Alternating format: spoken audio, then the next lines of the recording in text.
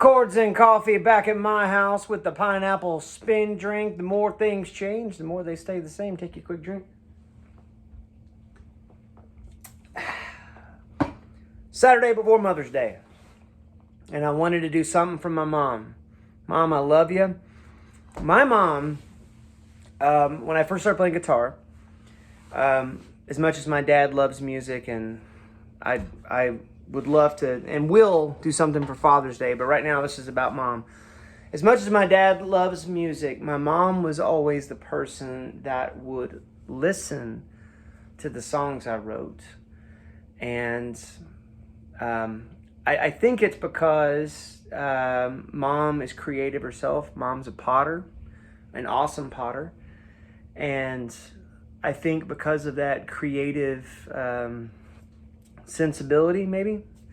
But nonetheless, she had a creative atmosphere that always felt safe in playing songs, especially when they were songs that, lyrically, I didn't, you're a kid writing songs, you're going to write some stuff that sounds like a cry for help, and then other stuff that's just like, do you even know what you're talking about?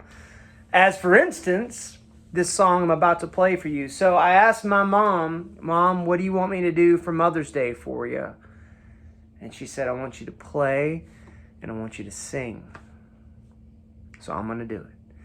And what am I going to play and sing for you? Well, this is vulnerability hour for old Nate here on Chords and Coffee. I'm going to play and sing something I wrote when I was 16, maybe 17 years old. And it's funny because these lyrics, they're not the greatest lyrics in the world. They're not awful either. But what's really funny about it is the content of the lyric, the topic, the subject matter, I didn't know anything about. 16, 17 years old, pretty sheltered kid in the best way possible. Thank you, Mom and Dad, for looking after me. But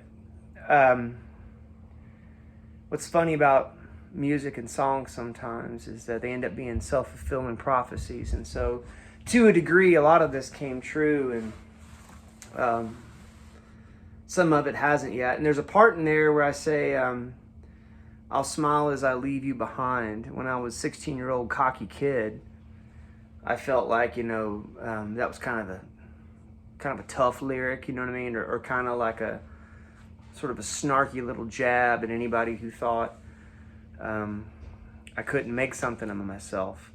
And that certainly would not have been my mom, because my mom has always been supportive and encouraging. But all that to say this is that I thought it would be kind of cool if I played this song for you and sang it, and as a tribute and a way to honor and love and say thank you to my mom. So this is Songwriter's Farewell, written when I was about, 16 years old. So here it comes.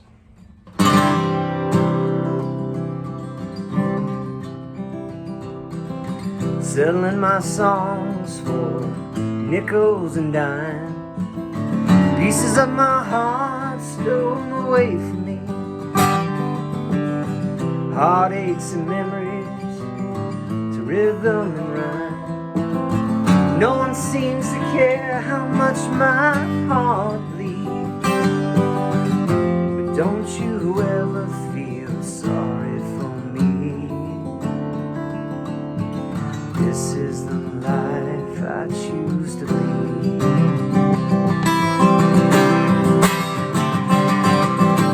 Girls come and go and their feelings change. I never stay long enough to settle down. Met a lot of people, forgot a lot of names. All but you might make it in a song somehow.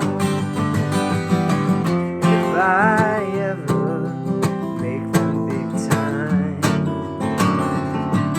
I'll smile as I leave you behind. I'll smile as I leave you behind.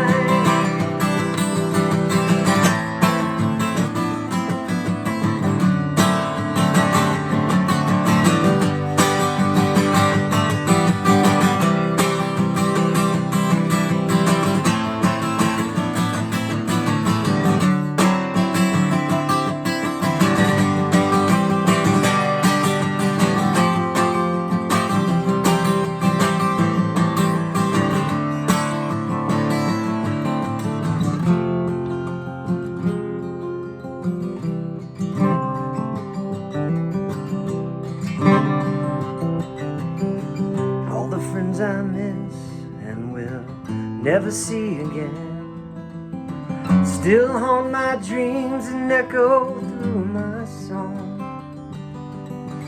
Long lonely nights on a highway with no end. Only God knows what keeps me going on so strong. I'm gonna make my music all my life long.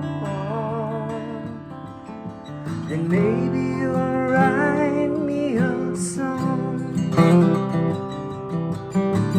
I'm gonna make my music till I'm gone. Then maybe you'll write me a song.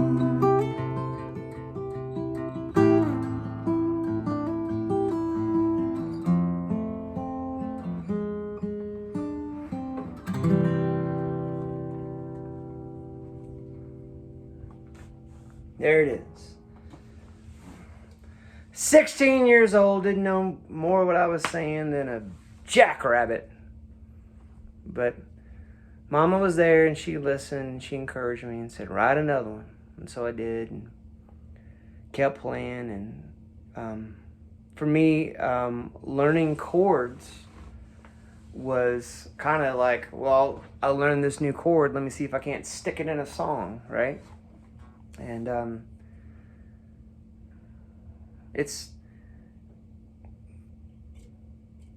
struggling for words here because I want to say this right. One of the things that's so important to me about encouragement is I can't imagine navigating anything with passion, or especially anything like this. This is not the easiest thing in the world to do.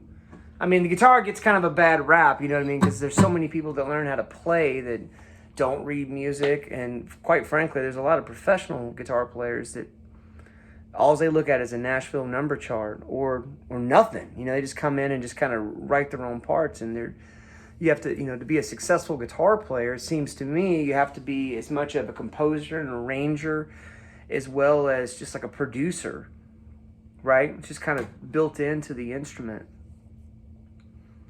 And, I feel really bad for people who don't get encouragement early and often.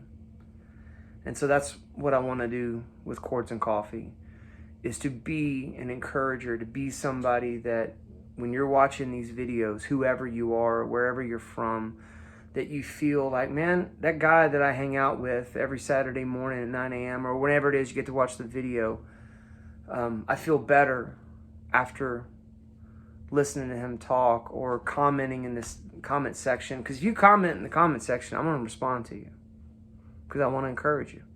Encouragement's a powerful thing. And I thought it fitting for the Saturday before Mother's Day to mention one of the most encouraging people I know. It's my mom. Mom would listen. Mom would say, write another one. Or, oh, yes, you can do that. Yes, do it. So I love you, Mom. You are a radical encourager. You're an inspiration. And you're an awesome mom. So happy Mother's Day. It's a short Chords and Coffee this week, but take the time. You'd normally be watching Chords and Coffee. Call your mom. If your mom has gone on to be in heaven and you're feeling kind of lonely in this moment, well, then do something that a good mom would do, like show compassion for somebody, encourage somebody, feed somebody. Do something wonderful in your mom's memory. So happy Mother's Day, everybody. Love you guys. Y'all have a good day. We'll see you soon.